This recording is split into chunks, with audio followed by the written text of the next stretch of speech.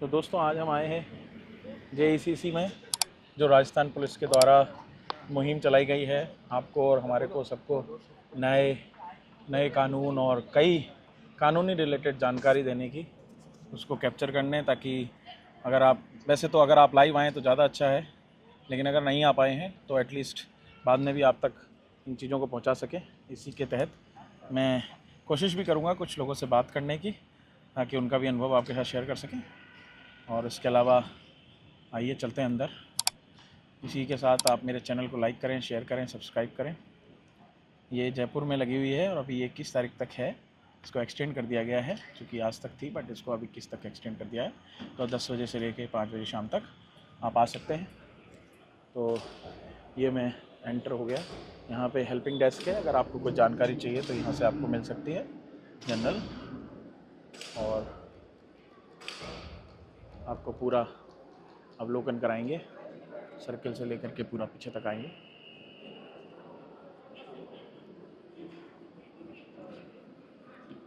ये बना हुआ है सेल्फी पॉइंट, जो कि फोकस ही पूरा कानून के ऊपर है। तो ये पूरा कानूनी फोकस सेल्फी पॉइंट, आप चाहें तो अपना सेल्फी यहाँ पे ले सकते हैं। नए कानून, राजस्थान सरकार और सेंट्रल गवर्नमेंट, राजस्थान सरकार की ये पहल। देखिए सेल्फी पॉइंट का नाम भी दिया हुआ है इसको। अब हम आगे चलते हैं।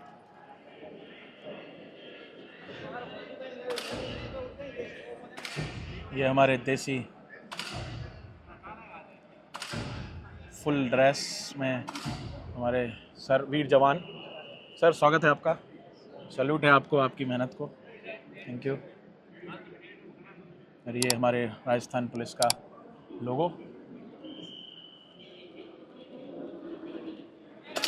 और ये है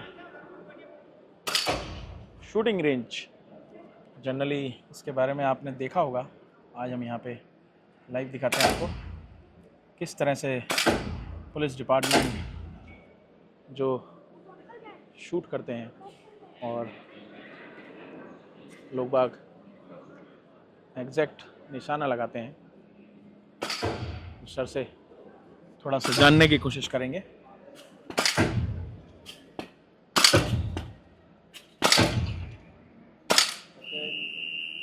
सर क्या आपको ये प्रैक्टिस की याद दिला रहा है? बिल्कुल। Thank you sir. आपका शुभ नाम? Premchand ji, thank you sir. क्योंकि सर ड्रेस में है इसलिए मैं जान सकता हूँ सर ने ऑलरेडी ये चीज़ करी होगी अपने ट्रेनिंग के दौरान, इसीलिए मेरा क्वेश्चन सर ने यही बोला मैंने कि सर आपको ये प्रैक्टिस की याद दिला रहा है। बाकी ये आपको स्टिमुलेशन जस्ट शो करने के लिए दिखाया गया है, ताकि आपको एक पता लग सके कि कैसे हमारे जवान तैयार होते हैं आपकी रक्षा करने के लिए दुश्मनों से और बदमाशों से। Thank you very much. हाँ जी सर, तो ये कैसा अनुभव रहा? जयपुर नोवोटेल में हूँ इस समय, और काफ़ी अच्छा एक्सपीरियंस है मेरा यहाँ पे। आप सिमुलेटर अगर करना चाहते हैं तो फायर सिमुलेटर भी है, और वहाँ पे आपको कार की सिमुलेशन भी मिलेगी। अगर आप इंटरेस्टेड है तो आप जाके वहाँ पे ज़रूर एक्सपीरियंस कीजिए। और आफ्टर एनसीसी सी सर्टिफिकेट में हमने जब फायर किया था, उसके बाद में आज मुझे मौका मिला यहाँ पे फायर करने का, तो बहुत अच्छा लगा। और ये जयपुर में नोवोटेल होटल के अंदर हो रहा है, जयपुर जेईसीसी के अंदर। तो आप लोग ज़रूर आइए, और वैसे भी 3-4 घंटे का टाइम बचा है, तो जो आप अगर आना चाहें जयपुर से तो ज़रूर आइए। Thank you sir, thank you very much, thanks for your sharing. आइए चलते हैं दूसरे पड़ाव की ओर। ये एक बहुत अच्छा सेल्फी पॉइंट बनाया गया है, जिसमें कि जयपुर के हवा महल को दर्शाया गया है और साथ में न्याय मूर्ति को भी दिखाया गया है। आप देखिए लोग यहाँ से अच्छा सा सेल्फी भी ले रहे हैं, फ़ोटो खिंचवा रहे हैं। हम भी खिंचाएंगे फ़ोटो। आइए अब हम चलते हैं अंदर, ठीक है? अंदर चलेंगे स्लोली स्लोली। यहाँ पे ये जो डिस्प्ले बोर्ड लगे हुए हैं, उनमें ये चीज़ें और अच्छे से बताई गई हैं। आपको अगर कुछ इंक्वायर करना है तो आप इंक्वायर कर सकते हैं, ठीक है? अब हम बिल्कुल अंदर जाने की कोशिश करेंगे।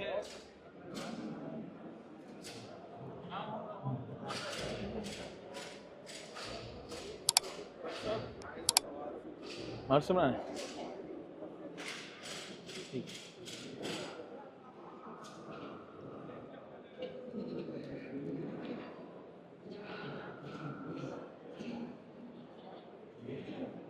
ये सभी नए कानून मैं धीरे धीरे दिखा रहा हूँ ताकि आप अच्छे से देख सकें। बाकी ये ऑनलाइन भी अवेलेबल हैं आजकल, ऑनलाइन के युग में।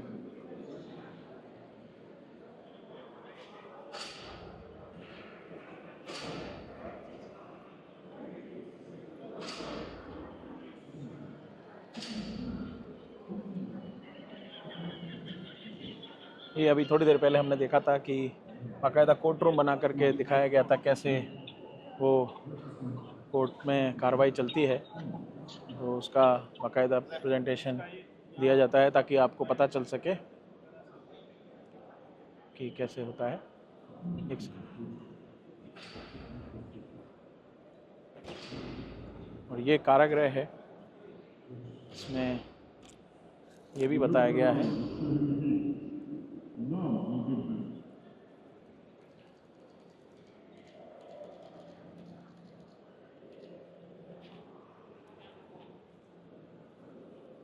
इस अपराधी को हत्या और डकैती के मामले में आजीवन कारावास की सजा सुनाई जाती है।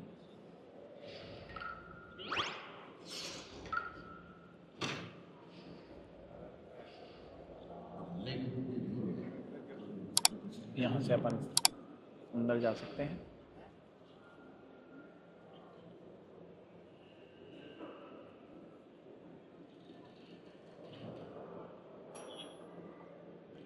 ये इस तरह से डिस्प्ले रहता है कि ऐसे एक आपको जेल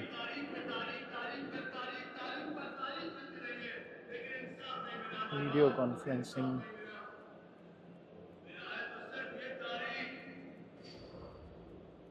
यहाँ पे कोई कार्रवाई करने के लिए वीडियो कॉन्फ्रेंसिंग का सेटअप रहता है, तो ये आपको बस डिस्प्ले के तौर पर बताया गया। इस तरह से डिटेल रहती है कि कौन महानिरीक्षक है, कौन कौन एसपी है वहाँ पे, क्योंकि एक पुलिस थाने के अंदर बहुत सारी चीज़ें आती हैं, तो कौन कौन कहाँ रहा है, जैसे कब कब कौन कौन रहा और करंट में कौन है। तो देख रहे हैं आप 2025 में इस तरह से ये आपने देखा होगा अगर कभी आप जाएंगे तो किसी भी प्रकार से आम नागरिक के लिए, तो ये पूरा एक डमी बताया गया है ताकि आपको पता रहे और आपको किसी प्रकार की परेशानी नहीं आए।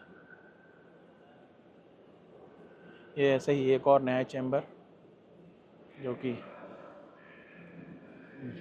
लाइव दिखाया जाता है शोकेस करने के लिए, ताकि जो आजकल के बच्चे हैं, जो आजकल के लोग हैं, उनको पता लग सके कि हम किस दौर में हैं, क्या चल रहा है, कैसे। ठीक है, ये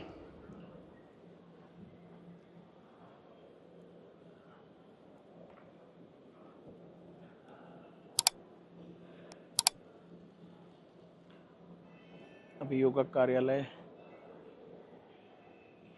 सर इस कार्यालय का क्या यूज़ होता है? पीपी कार्यालय। क्या पीपी कार्यालय क्या काम होता है सर इसमें? पीपी साहब बताएंगे। अच्छा, धन्यवाद। नहीं कोई बात नहीं। सरकारी वकील होते हैं जो कि सरकारी वकील होते हैं जिसके एविडेंस के रूप में किसी भी पक्ष के द्वारा जो घटना घटती है जिसके साथ घटती है उसकी तरफ से ये सरकार की तरफ से पक्ष रखते हैं। अच्छा, तो जो जैसे किसी के पास वकील नहीं होता है, कोई ऐसे लोग होते हैं। सभी के पास मतलब सभी की तरफ से रहते हैं। हाँ, जो कोई भी घटना हो तो सरकार के पक्ष से ये रखते हैं। ओके, धन्यवाद।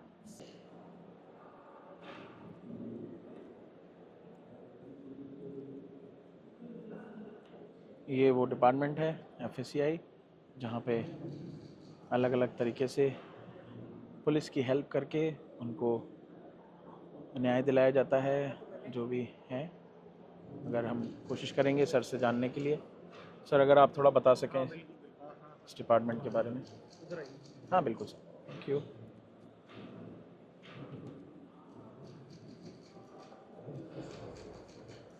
लगाना पड़ेगा। हाँ नहीं, आप ऐसे रख लो, कोई दिक्कत नहीं, ले लेगा वो। ये माई फ्रॉम डॉक्यूमेंट डिवीज़न, हम सिग्नेचर हैंड राइटिंग एग्जामिनेशन की जांच करते हैं। आजकल जैसे किसी भी कैंडिडेट की जगह डमी कैंडिडेट बिठा कर एग्जामिनेशन होता है, उस टाइप की जांच करना। अब डॉक्यूमेंट एग्जामिनेशन में सबसे पहले तो अपन डॉक्यूमेंट किस टाइप का है, डॉक्यूमेंट यूजुअल सरफेस है, अनयूजुअल सरफेस है, उस पर डिपेंड करता है। Usual surface means normal paper वगैरह का के पे कुछ लिखा हुआ जिसका कुछ मैसेज हो, document which convey some message. Unusual surface किसी पत्थर पे लिखा हुआ है या फिर किसी, जैसे इस महिला ने सुसाइड किया अपने हाथ के ऊपर लिख के, तो हमारे पास में इस महिला की पुरानी एडमिटेड लिखावट आई, उस लिखावट का इस लिखावट से मिलान किया गया, फिर उसके बाद में इस केस में रिपोर्ट दी गई कि इस महिला ने खुद ने लिखा या किसी और ने लिखा, कई बार क्या पता किसी और ने भी लिख दिया हो केस को मिसगाइड करने के हिसाब से। तो इस प्रकार से इसका एग्जामिनेशन हुआ। उसके बाद में सिग्नेचर और हैंड राइट एग्जामिनेशन के लिए अपने को स्टैंडर्ड की ज़रूरत पड़ती है। स्टैंडर्ड दो प्रकार से होते हैं, एडमिटेड स्टैंडर्ड जो उसके पुराने होते हैं, मान लो 2020 का कोई डिस्प्यूटेड सिग्नेचर है, उसके लिए अपने को स्टैंडर्ड की जरूरत है। पुराने किसी ऑफिस में, गवर्नमेंट ऑफिस में, पंचायत, तहसील, राजस्व रिकॉर्ड वगैरह में उसने कुछ पुराने डॉक्यूमेंट दिए हो, उनको अपन एडमिटेड डॉक्यूमेंट बोलते हैं। वो डिपेंड करता है कि डिस्प्यूटेड कैसा है। डिस्प्यूटेड अगर राइटिंग फॉर्मेट में तो अपन उसकी पुरानी राइटिंग भी काम आ सकती है, और डिस्प्यूटेड अगर सिंप्लीफाइड मॉडल टाइप का तो उसके पुराने मॉडल सिग्नेचर। उसके बाद में एक होता है स्पेसिमेन। अगर आदमी जिंदा है तो, अगर आदमी मर गया तो अपन उसका स्पेसिमेन नहीं ले सकते। अगर आदमी जिंदा है तो पुलिस उसको पास में बुला के, और जैसा डिस्प्यूटेड है वैसे के वैसे स्पेसिमेन लेती है। उसमें विशेष ध्यान रखा जाता है कि लाइक टू लाइक कंपैरिजन होना चाहिए। मान लो कि अगर जेल पेन से लिखा हुआ है डिस्प्यूटेड, तो एडमिटेड भी स्पेसिमेन भी जेल पेन से लिखे जाएंगे। और अगर डिस्प्यूटेड किसी लिमिटेड स्पेस के अंदर है, किसी बॉक्स के अंदर है, तो स्पेसिमेन में भी उसी टाइप के बॉक्स होने चाहिए। अगर डिस्प्यूटेड किसी बॉक्स के अंदर नहीं है, खाली स्पेस में है, तो स्पेसिमेन शीट के ऊपर भी बॉक्स बनाने की जरूरत नहीं। मतलब लाइक टू लाइक कंपैरिजन होना चाहिए। इस प्रकार से अपन उसका एग्जामिनेशन करते हैं स्पेसिमेन का। स्पेसिमेन कितनी मात्रा में होना चाहिए, कई बार आईओ का ये क्वेश्चन होता है कि सर 9 सीटों में, तो ये सब केस टू केस डिपेंड करता है। कई बार 9 सीट से भी काम चल जाता है, कई बार 9 सीटों में 27 सीटों में लेते हैं, कई बार उससे भी ज़्यादा लेते हैं। इस प्रकार से स्पेसिमेन लेते हैं। स्पेसिमेन के बाद में एडमिटेड स्पेसिमेन के बेसिस पे उसका एग्जामिनेशन किया जाता है। ये कुछ है पिक्स लगी हुई हैं जिसमें, उसके बाद अल्ट्रेशन इन चेक्स। मान लो इसने 10 लाख का चेक था, ये उसको 10 लाख को 16 लाख कर दिया इसने, एक जीरो को 6 बढ़ा दिया। तो इस प्रकार से अल्ट्रेशन वगैरह अपन इन डिक्शनरी से वीएससी एग्जामिनेशन में अपन उसका भी देखते हैं। अल्ट्रेशन का, ओब्लिट्रेशन का, नीचे लिखावट थी उसको रिकवर किया गया, तो ये नाम वस्तुदेवी निकल के आया।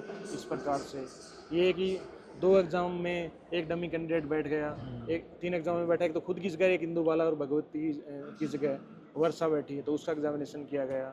एक ये काफ़ी हनुमानाराम एसडीएम का केस है, इसमें भी हैंड राइटिंग एग्जामिनेशन से अनुसंधान में काफ़ी हेल्प मिली। ये कुछ इंस्ट्रूमेंट हैं, वीएससी है, एसडा है। वीएससी से अपन अलग अलग फिल्टर्स, करेंसी नोट का एग्जामिनेशन कर सकते हैं। स्टीरियो जूम से अपन सीक्वेंस ऑफ स्ट्रोक का एग्जामिनेशन कर सकते हैं। मैग्नीफायर से अपन उसको मैग्नीफाई करके देखते हैं। एसडा से अपन मान लो किसी पेज के ऊपर कुछ लिखा और उसने फाड़ के फेंक दिया मेन कंटेंट को, तो अपन दूसरे पेज से अपन उसको रिकवर कर सकते हैं उसने क्या लिखा। इस प्रकार से काफ़ी अलग अलग वैरायटी के केस, प्रिंटिंग के केस एग्जामिनेशन किए जाते हैं। आजकल मार्केट में नए नए कॉस्मेटिक प्रोडक्ट हैं, उनके कॉपी आ रही हैं, तो उसमें कॉपी से जो मेन ओरिजिनल कंपनी है उसको काफ़ी नुकसान होता है। तो उस प्रकार से उस कॉपी वाली चीज़ों को हम एग्जामिनेशन, प्रिंटिंग एग्जामिनेशन करते हैं। जड़े हुए चीज़ों में रिकवरी करते हैं कि क्या है एक्चुअल में। इस प्रकार से अलग अलग चीज़ों का एग्जामिनेशन किया जाता है। करेंसी नोट का और प्रिंटिंग से संबंधित किसी प्रकार की प्रिंटिंग हो, उस प्रकार का एग्जामिनेशन किया जाता है। तो और भी क्या क्या है सर हाँ, एफसीआई अलग अलग डिवीज़न है। जैसे सर हैं ये टॉक्सी डिवीज़न से, अभी आपको टॉक्सी डिवीज़न के बारे में बताएं। बिल्कुल सर प्लीज़।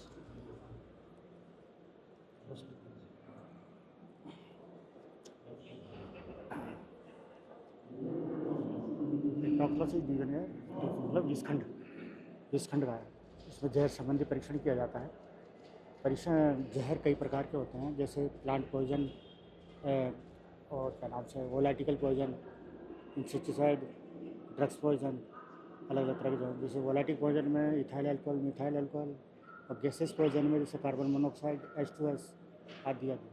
और इंसेक्टिसाइड में जैसे मोनोक्रोटोफॉस, ऑर्गेनोफॉस्फोरस, ऑर्गेनोक्लोरो, ये सब अपने कृषि कार्य करते समय किसान लोग जो खेतों में छिड़काव करते हैं, तो हवा के फ्लो से उनके सांस लेते समय उनके दिमाग में चढ़ जाती है और वो पॉइजनस हो जाती है और उनका डेथ हो जाती है कई बार खेतों में। ऐसे ड्रग इथाइल अल्कोहल बहुत ज़्यादा ये हथकड़ी शराब पीने से इनमें मिथाइल अल्कोहल होता है, तो ये हथकड़ी खराब पीते हैं तो ये अंधा कर देती है और उल्टी दस्त हो जाते हैं और डेथ हो जाती है। इथाइल अल्कोहल की भी एक निश्चित मात्रा में लिया जाए तो वो हेल्थ के लिए ठीक है, लेकिन उसके बाद में निश्चित मात्रा से ज़्यादा ली जाए तो वो भी पॉइजनस बन जाती है, वोमिटिंग हो जाती है और डेथ हो जाती है। इसी तरह अलग अलग पॉइजन्स का हम परीक्षण करते हैं। हम जैसे हैंगिंग और ट्रेन एक्सीडेंट, दहेज हत्या के केसेस और जैसे एनिमल्स यानी जानवरों की जो डेथ हो जाती है उनके पॉइजन में, मतलब जैसे कोई जहर दे के मार देता कुत्तों को, भैंसों को, गायों को, भेड़ बकरियों को, तो वो पॉइजन भी हम करते हैं। तो उनका विसरा कलेक्ट किया जाता है एमजे द्वारा, मेडिकल जूरिस्ट द्वारा, एमओ द्वारा, संबंधित हॉस्पिटल में। वहाँ से पुलिस वाले कलेक्ट करके हमारे पास एफएसएल में जमा कराते हैं। उसके बाद हम 90 दिन में लगभग उस केस को कंप्लीट करके रिपोर्ट प्रेषित कर दी जाती है। आजकल नए कानून आने से हमारी लिमिट बांध दी गई है, तो हम 90 दिन में लगभग रिपोर्ट प्रेषित कर रहे हैं। वो आगे प्रोसेस को ले जाने में दिक्कत हो जाए या देरी से चल जाए तो हाल में लग नहीं पाती, इसलिए पीड़ित को जल्दी न्याय नहीं मिलता। लेकिन अब ये नया कानून आ रहा है उसमें और भी गति आ रही है जी, और आगे भी इसमें सुधार होने की गुंजाइश है, सुधार होगा, इतना ही है। Great sir.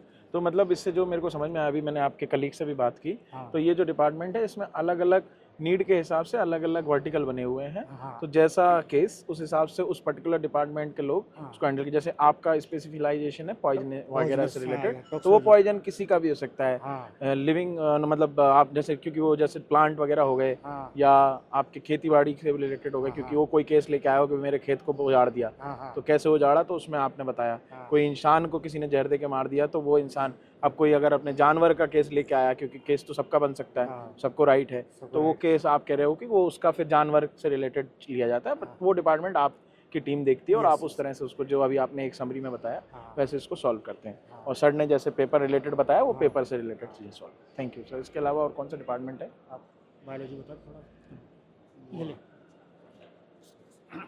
Thank you sir. Sir आपका शुभ नाम? Narendra Kumar Maurya, thank you Narendra deputy sir. Director. Thank you sir. Thank you sir. Good Thank you, ma'am. Afternoon. मैं बताऊंगी डीएनए के केसेस के बारे में। डीएनए का केस करते हैं हम, तो रेप केस आते हैं और पैटर्निटी के केस होते हैं, बॉन्स वगैरह के केस होते हैं, उनका हम डीएनए करते हैं। तो डीएनए के स्टेप होते हैं केस होने के बाद में। तो सबसे पहले डीएनए एक्सट्रैक्शन होता है, उसमें डीएनए की क्वांटिटी का एक्सट्रैक्शन होता है। उसके बाद में एक्सट्रैक्शन के बाद में आरटीपीसीआर लगाते हैं। आरटीपीसीआर में हमें डीएनए की कितनी क्वालिटी है, कितनी क्वांटिटी है, इसका पता चलता है। तो आरटीपीसीआर में हम डीएनए की क्वालिटी का फाइंड आउट करते हैं। उसके बाद में हम लगाते हैं पीसीआर। तो पीसीआर में हम जो डीएनए होता है उसको मल्टीप्लिकेशन करते हैं, उसकी क्वांटिटी को बढ़ा देते हैं। तो उसके बाद में हम सीक्वेंसर पे जाते हैं। तो सीक्वेंसर पे फिर डीएनए का जो ग्राफ होता है, पीक्स होती है, वो आती है। तो उससे फिर डीएनए की रिपोर्ट तैयार होती है। तो ऐसे डीएनए का काम होता है।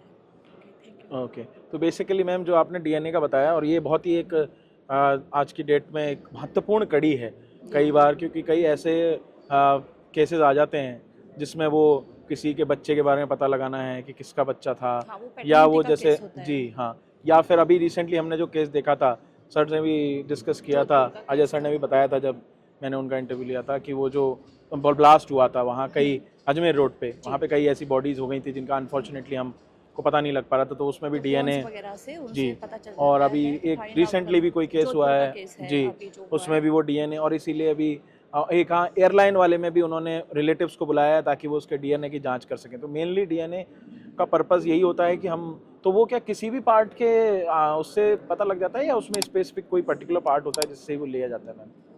ये एक अवेयरनेस पॉइंट ऑफ व्यू से जानना चाह रहा था मैं। हाँ, ये होता है जैसे बोन्स होती हैं, स्टर्नम है, यदि डेड बॉडी है तो अपन नहीं ले सकते हैं। लाइव पर्सन है तो उसके हेयर ले सकते हैं और नेल्स भी ले सकते हैं, हेयर्स में आ जाता है वैसे। और यदि डेड बॉडी है तो फिर अपन टीथ भी ले सकते हैं और तो sternum उसके वगैरह टीथ भी से, ले और जो सकते हैं। उसका रिलेटिव आया था अपना डीएनए देने, हाँ, वो उसका जो मैच relative कर रहा होगा, मैच तो कर अपने रहा को पता होता है, लग तो जाता वो है find कि out ये हो इस जाता है कि पर्टिकुलर ये बंदे इसका का known नोन है। है। ओके, तो ऐसे ठीक है। सिबलिंग्स का इनका भी पता चल जाता है। Okay. सिबलिंग्स में थोड़ा एक दो पीक होती है वाई की, उन पे उनके पीक चेंज हो जाते हैं, बाकी पूरा मैच नहीं होता। तो अगर हम इसको समराइज़ करें मैम, और अगर कुछ ऐसी बात रह गई हो जो डीएनए से रिलेटेड हो और आप बताना चाहें लोगों के जानकारी के लिए कि क्या और कैसे डीएनए का हेल्प हो सकता है। डीएनए मेन पर्पस तो यही सर है। ऐसे तो मेन पर्पज यही है। ठीक है ma'am, thank you ma'am, thanks a lot.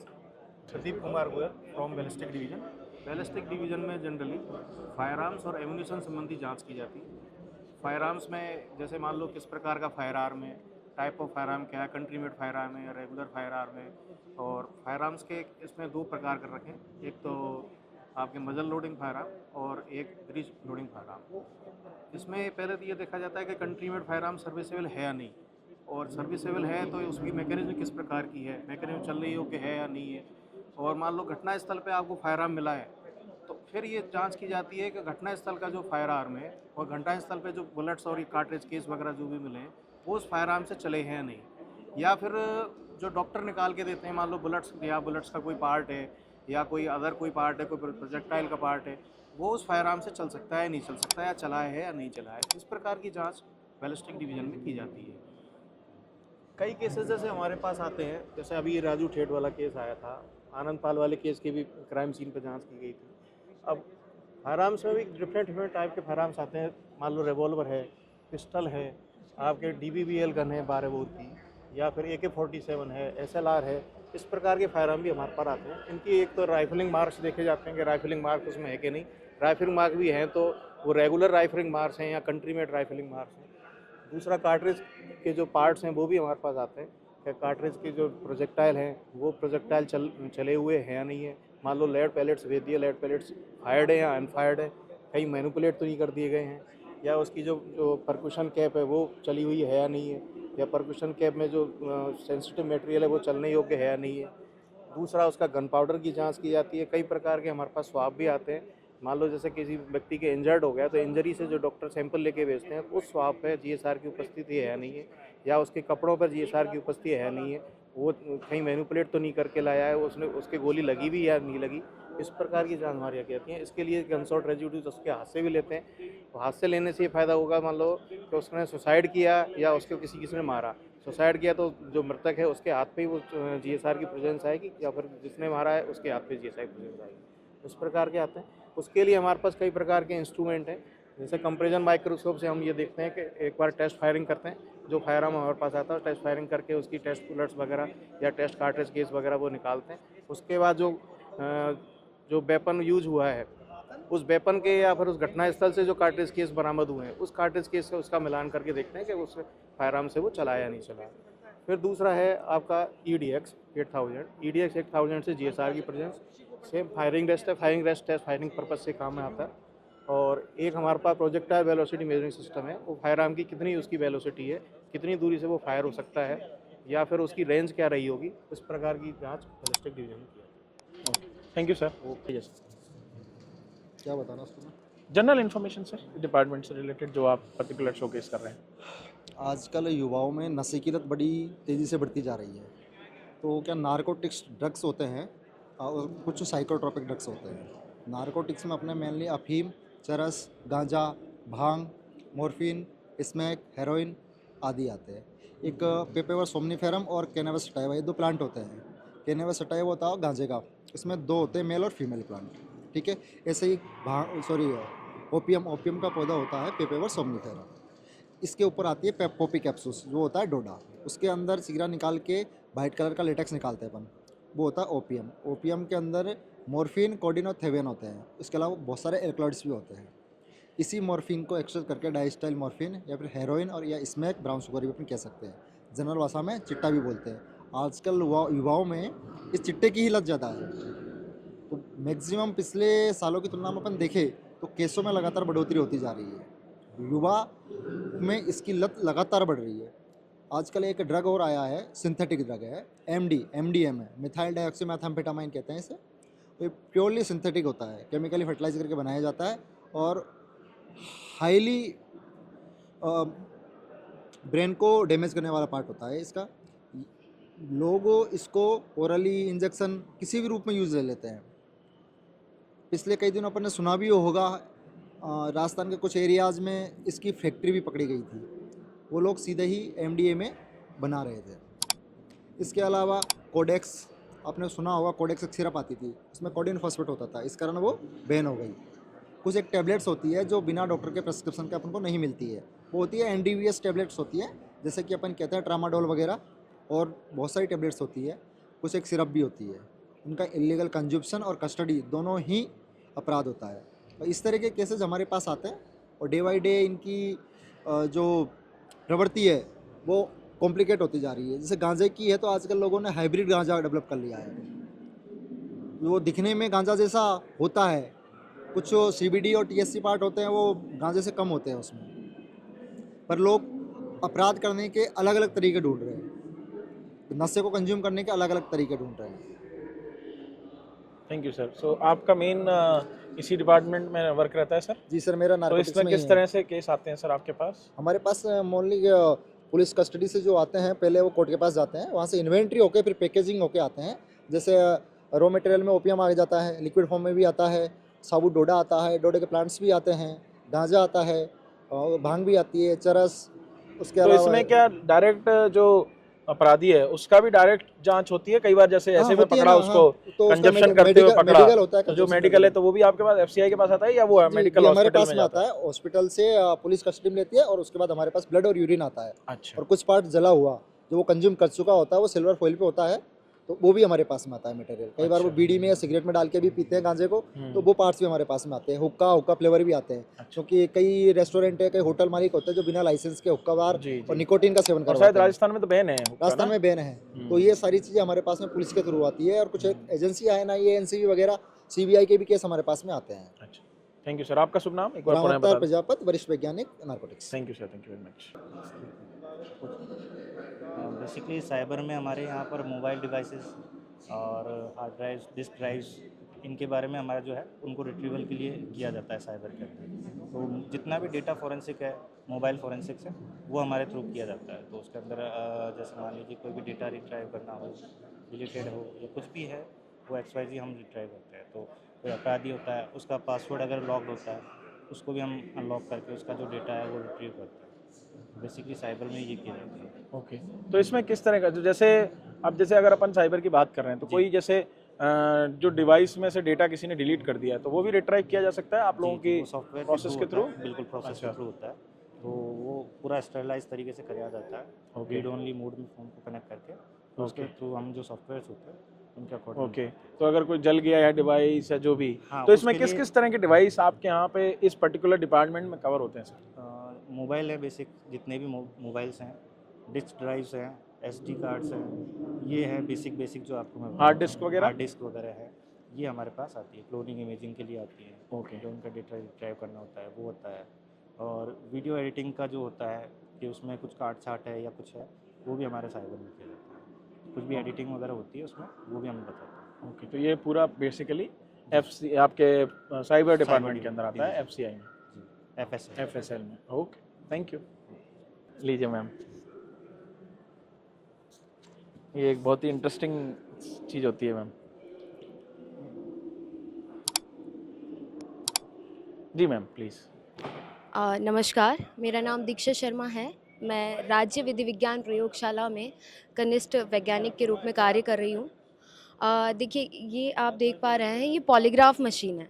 Polygraph machine एक फॉरेंसिक साइकोलॉजी का एक टूल है, टेक्निक है, जिसमें कि हम लाइट डिटेक्शन टेस्ट करते हैं।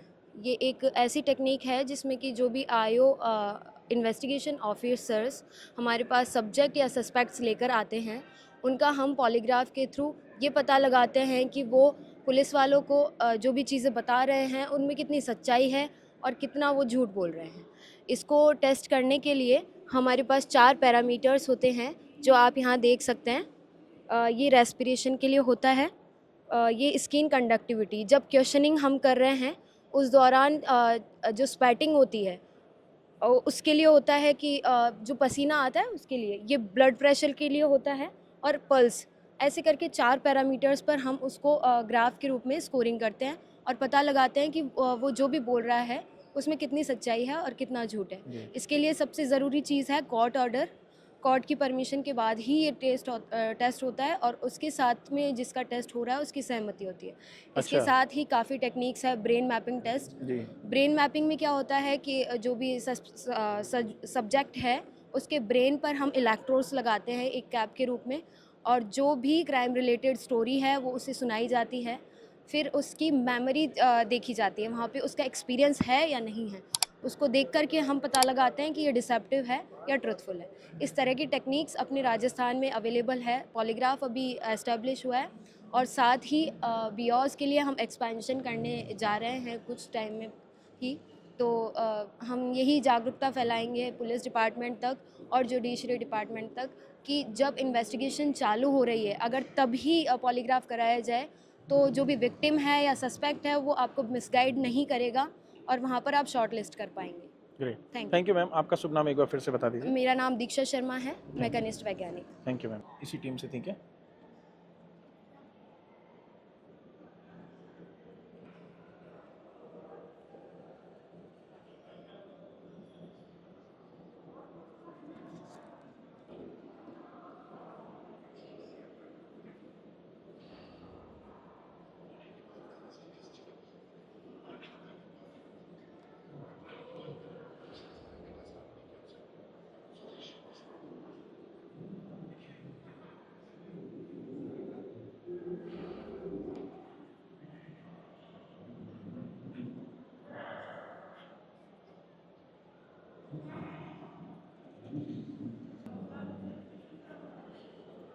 ये आ गया कारागृह।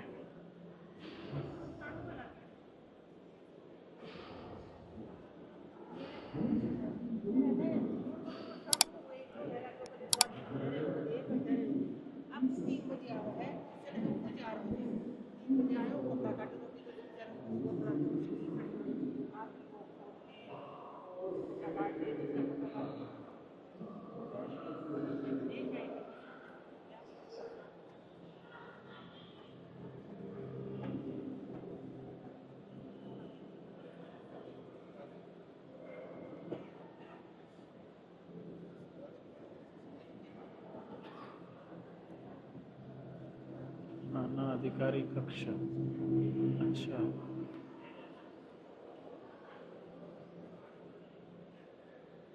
तो सर ये हर इसमें बना रहता है सर, ये वाला कक्ष हर उसमें थाना के अंदर ये कक्ष रहता है? ओके जी। तो आप तो शायद जज के रूप में अभी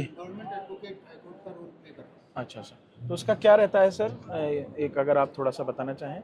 सर मैं जो रोल प्ले कर रहा हूँ वो गवर्नमेंट एडवोकेट का है, जो हाई कोर्ट में प्रैक्टिस करता है। यहाँ पे जो हम फिल्म दिखा रहे हैं, जो प्ले के फॉर्मेट में पूरा का पूरा जो नए कानून आए हैं उनके ऊपर ये पूरा का पूरा प्ले बेस्ड है। तो इसके अंदर एक स्टोरी बनाई गई है कि एक बच्ची है, उसके घर पे कुछ बदमाश आते हैं, वो उसके फादर को मार देते हैं और घर में उसका काफ़ी नुकसान करके चले जाते हैं। तो नए पहले के कानूनों में क्या था और अब नए कानूनों में क्या है, वो डिफरेंस इसमें दर्शाया गया है कि किस प्रकार बच्ची का उसको सपोर्ट मिलता है कमांड सेंटर से, जो पुलिस कंट्रोल रूम होता है हमारे यहाँ पे। फिर वहाँ से फॉरेंसिक एविडेंसेस होते हैं, वो कलेक्ट किए जाते हैं, टेक्निकल एविडेंसेस कलेक्ट किए जाते हैं, फॉरेंसिक साइंस लेबोरेटरी में सारी चीज़ें आती हैं, माल खाने में माल जमा होता है, ट्रायल कोर्ट में ट्रायल होता है। और 3 साल की अवधि में, शुरू से लेकर आखिर तक 3 साल की अवधि में पूरे केस का जो है वो ट्रायल कंप्लीट होकर के अगर कोई अपील करता है तो वो अपील भी उसमें इंक्लूडेड होती है। अपील के बाद में पूरी तरीके से 3 साल के अंदर विक्टिम को जो है वो न्याय मिलना सुनिश्चित किया गया है। इस भावना से हमने ये एक स्टोरी के माध्यम से, इस प्ले के माध्यम से नए कानूनों को जो है वो लोगों के सामने प्रस्तुत करने की कोशिश की जी। अभी यहाँ मैं देख रहा था, वहाँ जो न्यायपालिका बनाई हुई है उसमें जो एक डमी शो किया जा रहा था उस तरह से, right sir? Okay, thank you sir. आपका शुभ नाम सर? मेरा नाम राजकुमार। Thank you sir.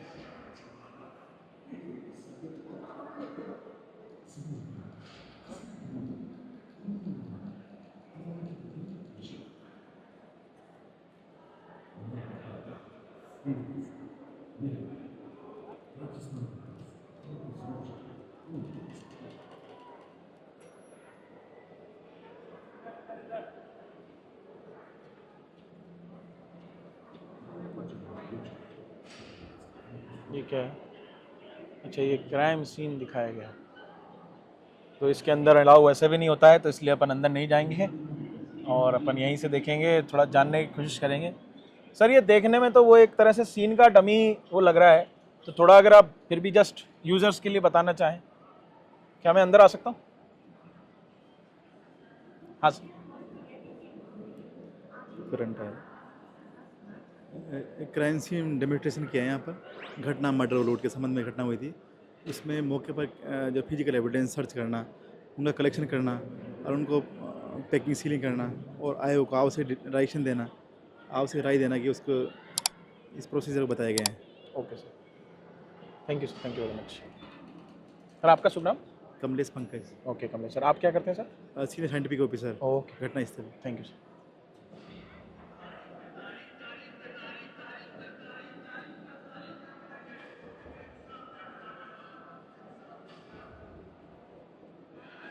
ये सब कुछ इंस्ट्रूमेंट्स का डिस्प्ले है जो कि पब्लिकली दिखाए जा सकते हैं। इसके अलावा भी डिपार्टमेंट्स के पास में एडवांस लेवल पे होते हैं जिससे कि वो सॉल्व कर पाते हैं हमारी और आपकी कोई भी परेशानी को, बट जो पब्लिकली दिखाए जा सकते हैं वो हमने यहाँ पे डिस्प्ले में देख पा रहे हैं आपकी नॉलेज के पर्पस से, जितना हमारे लिए जानने के लिए काफ़ी है। धन्यवाद।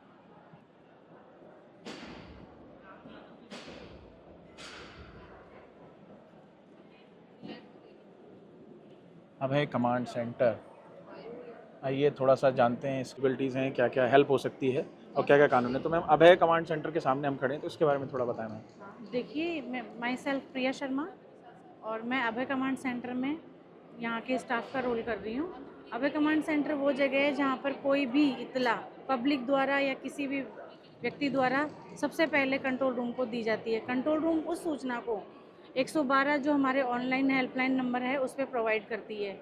उससे लोकेशन ट्रेस करके घटनास्थल का पता लगाया जा सकता है, जिससे कि पुलिस जल्द से जल्द घटनास्थल पर पहुंच सकती है और बारीकियों से उसका निरीक्षण कर सकती है। उसके अलावा अदर हेल्प जो भी पुलिस से संबंधित है वो सारी उनको वहां पे प्रोवाइड की जाती है। अभय कमांड सेंटर पूरी मतलब जो अपना सिस्टम है उसको कंट्रोल करने का एक प्लेस है जहाँ पर स्टाफ बैठता है और हर तरह की पुलिस पब्लिक की सेवा यहाँ पे की जाती है। प्रथम सूचना यहाँ पे ही दर्ज होती है उसकी।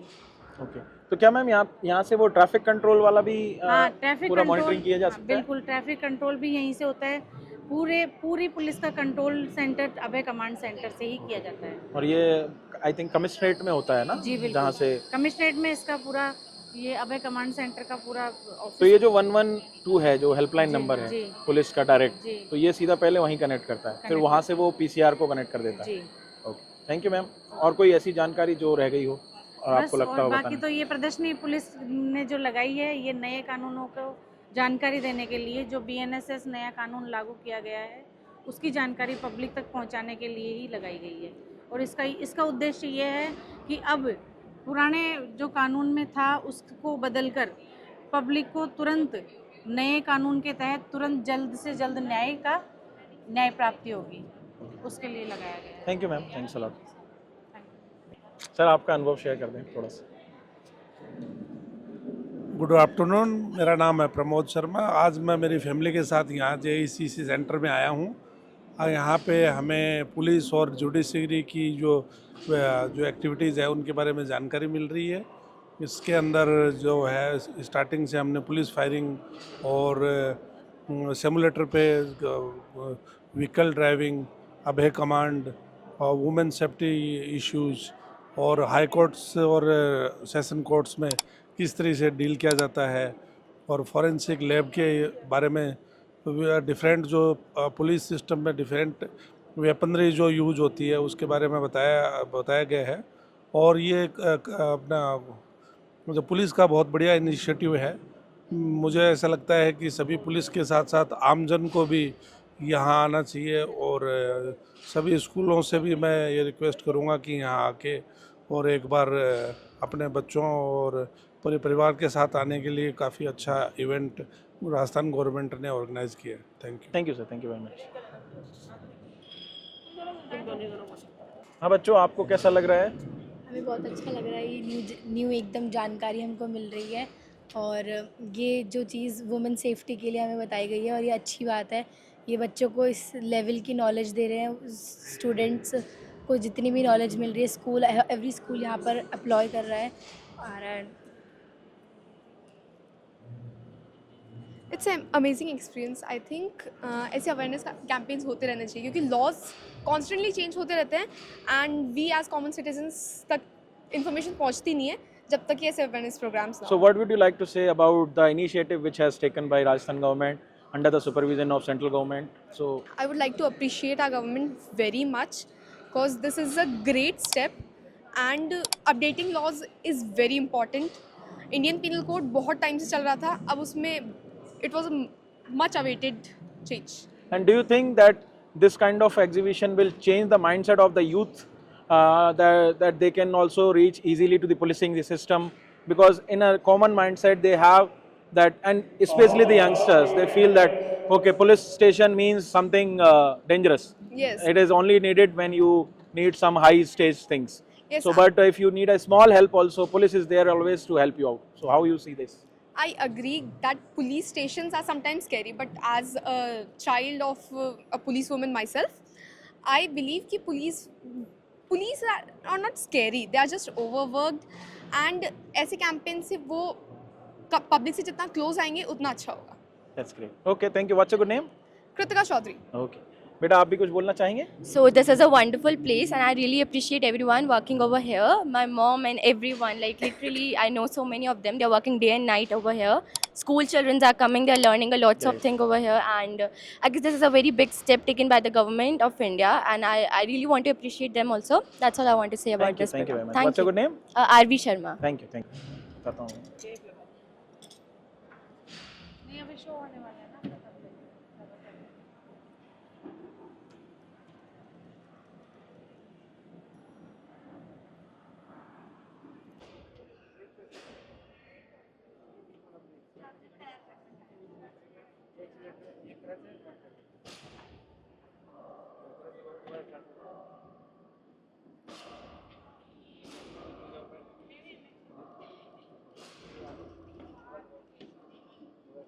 ये आपको लाइव बताया जा रहा है।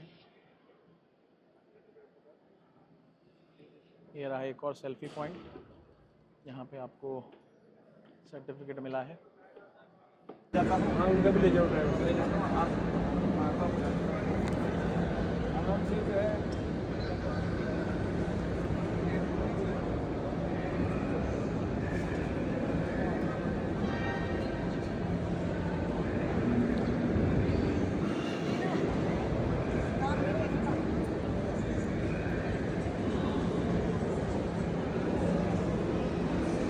Command centre